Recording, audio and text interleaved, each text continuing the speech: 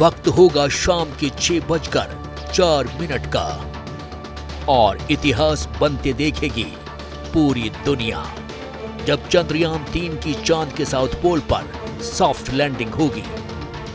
आज की big news ये है कि चंद्रयान 3 का लैंडर मॉड्यूल डीबूस्टिंग यानी धीमा करने की प्रक्रिया से गुजरते हुए चंद्रमा के और करीब पहुंच गया है।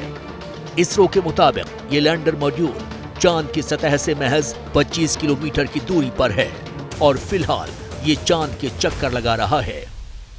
काफ़ी उत्सुक है क्योंकि फाइनल डीबूस्टिंग हो गई है चंद्रयान 3 की और अब बस कुछ ही दिनों की बात है जिसमें हम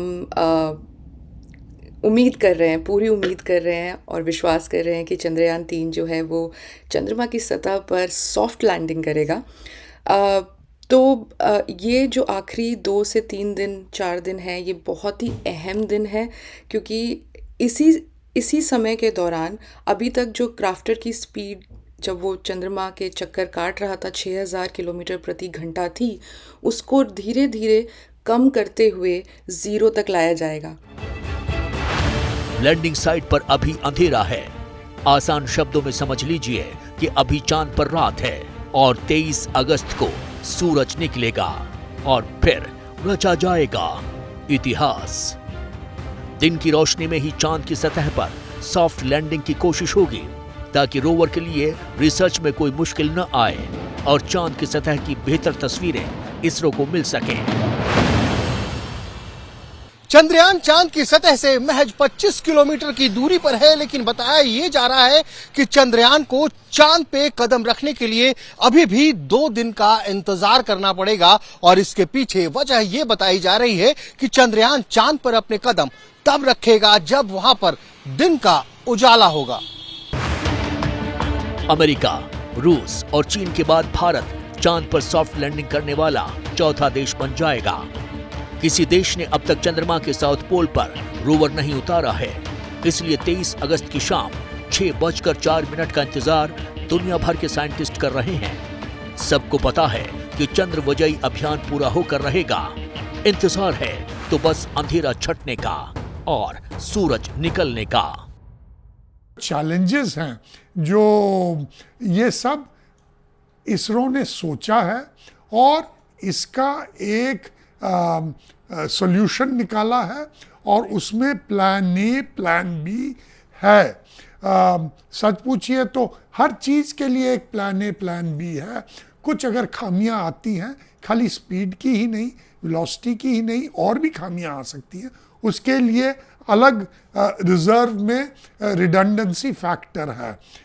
मैंने ये भी सुना है कि अगर एक टांग भी टूट जाए लैंडर का, फिर भी ये लैंड कर सकता है। तो आप समझ ही सकते हैं ये सोच समझ के किया गया है। यहाँ कुछ बुनियादी बातें आपके लिए जानना जरूरी है जिनका सीधा कनेक्शन चंद्रयान की सॉफ्ट लैंडिंग से है। दरअसल चांद पर एक रात पृथ्वी के 14 दिन के बराबर होता है। इसका मतलब है कि 23 अगस्त को सॉफ्ट लैंडिंग के बाद रोवर को 14 दिन तक उजाले में काम करने का वक्त मिलेगा। चंद्रयान को दिन में काम करने के लिए जरूरी ऊर्जा भी सहज मिल जाएगी। चंद्रयान मिशन की सफलता के लिए एक बहुत ही अहम मुद्दा है और वो मुद्दा ये है कि जिस वक्त चंद्रयान चांद पर पहुंचता है उस वक्त दिन है या रात। हम आपको एक और बात बताते चलें कि चंद्रमा पे एक दिन धरती के 14 दिन के बराबर होता है और रात का तापमान 0 से 180 डिग्री नीचे तक चला जाता है। इसलिए चंद्रयान की सफलता के लिए वहां पर दिन का होना बहुत ही जरूरी है और बताया ये जा रहा है कि चंद्रयान मिशन की पूरी अवधि एक चंद्र दिन यानी कि धरती पे होने वाले 14 दिनों के बराबर होगी। अब आपके मन में सवाल आ रहा होगा कि चंद्रयान 3 की लैंडिंग में बड़ी बाधाएं कौन सी हैं? पहली चुनौती है वर्टिकल वेलोसिटी को सही से कंट्रोल करना ताकि लैंडर किसी दुर्घटना का शिकार न हो। चंद्रमा की सतह पर बोल्डर और क्रेटर यानी गड्ढे होने की वजह से लैंडर के लिए उतरना मुश्किल हो सकता है। गड्ढे में सोलर पैनल को भी पर्याप्त धूप नहीं मिल पाएगी। क्योंकि चांद पर कोई वातावरण नहीं है, इसलिए लैंडिंग में पैराशूट या ग्लाइडिंग से भी मदद नहीं मिल सकती है।